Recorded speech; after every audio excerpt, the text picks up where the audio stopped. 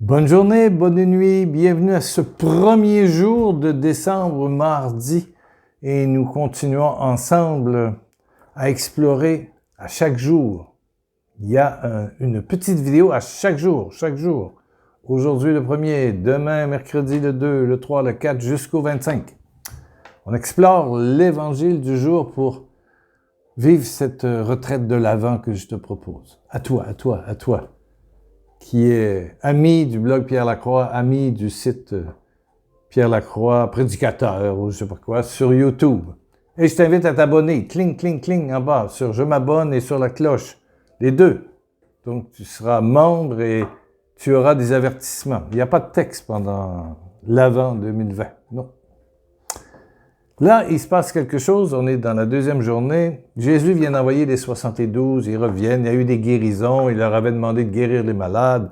Bon, il s'est passé des miracles terribles. Et Jésus est tout rempli de joie par le Saint-Esprit. C'est dans Luc 10, verset 21. Et il dit, rempli de joie par le Saint-Esprit, c'est une joie de l'Esprit, hein, c'est très important. Ô Père, là il parle à son Père, Seigneur du ciel et de la terre, je te remercie d'avoir révélé aux petits. Il avait envoyé des petits. Pierre, son frère André, Jean et Jacques, Thaddée. Bon, il y en avait des plus instruits, peut-être Matthieu ou certains, mais ce sont des petits. Il a choisi comme assistants des petits, des accompagnateurs.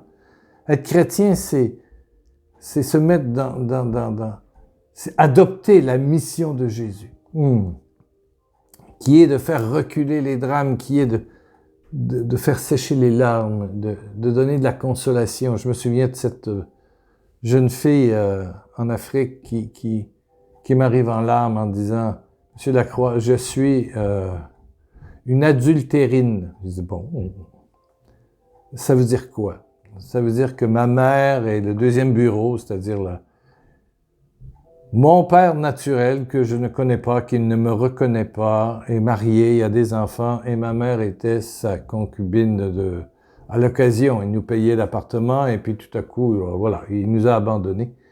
Je suis une adultérine. Et elle se met à pleurer. Je n'ai pas de père, je veux mourir. Et je ne sais pas pourquoi, mon cœur a pleuré avec elle, je te jure. J'étais l'instrument que Dieu choisissait. Pas psychologue, un peu théologien, mais père de famille. Et j'ai eu des amis qui étaient dans la même situation, qui ne connaissaient ni père ni mère, adoptés, malmenés par la vie. Mon cœur était sensible, je pleurais avec elle. Et si elle m'écoute aujourd'hui, je la salue.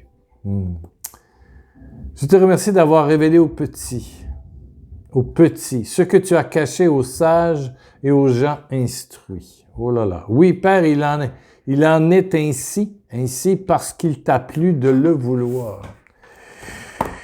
Peut-être que toi, tu te demandes, les gens me demandent, on m'offre d'être berger ou bergère de mon groupe de prière, je ne le mérite pas, je ne connais pas, j'ai pas lu assez, j'ai pas assez de livres, nani, manana. C'est trop gros la responsabilité. Non, Dieu choisit des petits. Paul va dire, il choisit ce qui est fou aux yeux des hommes pour confondre les sages. Tu m'entends, pour confondre les sages. Ouais. Le Père le veut ainsi.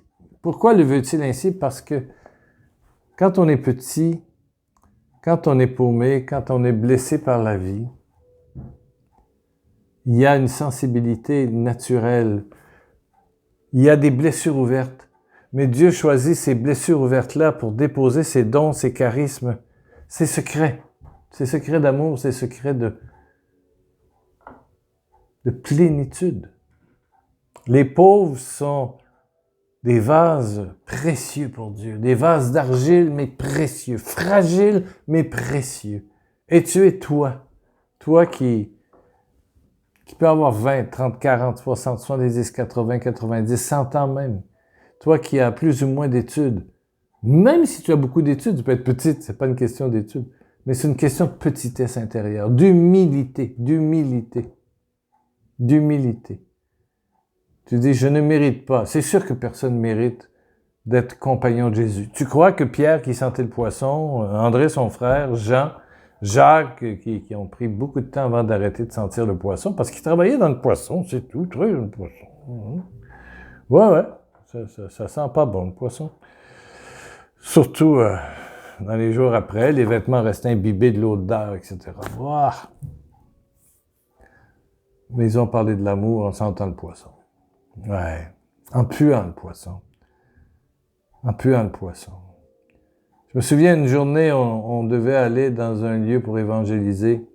Et j'étais passé dans une école d'évangélisation à Granby. Il y a le centre de prière Granby. Et il y avait tout à côté le centre Jean-Paul II. Paul VI. Et j'ai été arrêté pour demander, j'ai dit, j'ai une grande conférence dans une école secondaire proche de Montréal. Et j'aimerais savoir quelques jeunes ici qui sont en formation charismatique, en formation à l'évangélisation pour soutenir, on est juste deux, on n'est pas toute l'équipe, voilà. Et finalement, il me dit, il y en a un qui s'est joint au groupe, nous ne l'avons pas accepté, mais il fait le ménage. Et il dit, il est là, je voyais le gars qui passait la serpillière, qui passait la mop, comme on dit au Québec, et puis qu'il avait le plancher, avec joie, en chantant. Alors, je me suis approché de lui, j'ai dit, il s'appelait Raphaël, je pense. C'est loin.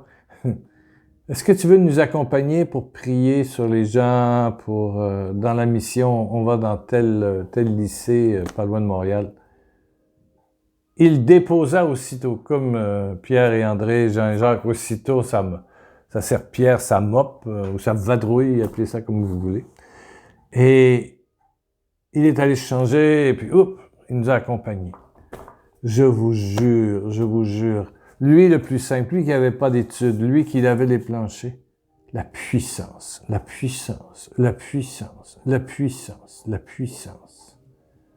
Wow! La puissance. Un ex-drogué en plus. La puissance. La grande puissance de Dieu s'est manifestée. La grande puissance de Dieu s'est manifestée. Wow! C'était inimaginable. La grande puissance. Pas la petite, la grande, celle de Dieu. Tous ceux qui s'avançaient, là, on voyait leur drame. Et il émanait tellement de grâce. Pourtant, il avait le plancher. Juste le plancher. Il n'était pas inscrit à l'école de formation. Il avait le plancher. Oh. Tu as caché aux sages et aux gens instruits. Tu as révélé aux petits tes secrets. Oui, Père, il en est ainsi parce qu'il t'a plu de le vouloir. Amen. Alors, si tu es petit, petite, blessé, limité, ou instruit, mais que ton cœur est humble, Jésus veut se servir de toi pour la grande puissance. La puissance qui libère, qui guérit, qui délie. Voilà. Si tu es paumé, tu le sais, mais tu t'en remets dans la terre de Jésus, dans le cœur de Jésus, dans l'enveloppe de Jésus. Waouh! Tout est possible. Oh Père, touche.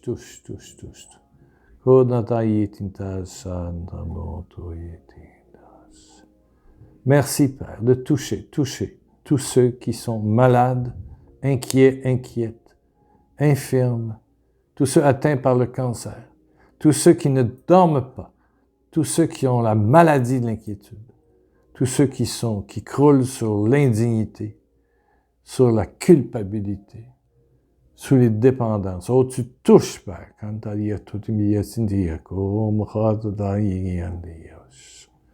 Tu touches maintenant. Tu touches une femme qui se reconnaît dans tellement de choses que j'ai prononcées. Tu le sens, une puissance coule en toi. Coule, c'est comme de la lave chaude. Une puissance, ton corps frémit. Tu te reconnais, tu es touché. Et je te le dis, tu es guéri. Pas en mon nom, non, au nom de Jésus-Christ le ressuscité, au nom de ton papa d'amour, C'est toucher, toucher, toucher, toucher, toucher, toucher. Maintenant, maintenant, maintenant, maintenant. Alléluia. Oh, bataille ici. Dieu, tu es bon, tu es bon, tu es bon, tu es bon. Oui. Alléluia, alléluia. Bon, on va être demain de nouveau de ma cuisine. Je vous le dis, je ne suis pas dans mon studio, c'est pas ma caméra, c'est mon téléphone qui me filme. Mon nouveau, au moins l'image est pas trop bête. Il n'y a pas le même éclairage, il n'y a pas le même décor, etc. Bon, ben c'est ça. Mais demain, mercredi 2 décembre, un nouveau vidéo pour toi et on sera à la multiplication des pains. Il y a une leçon là. Manque pas, manque pas. Jésus t'attend. Jésus t'attend parce qu'il t'aime. Il t'aime. Il t'aime.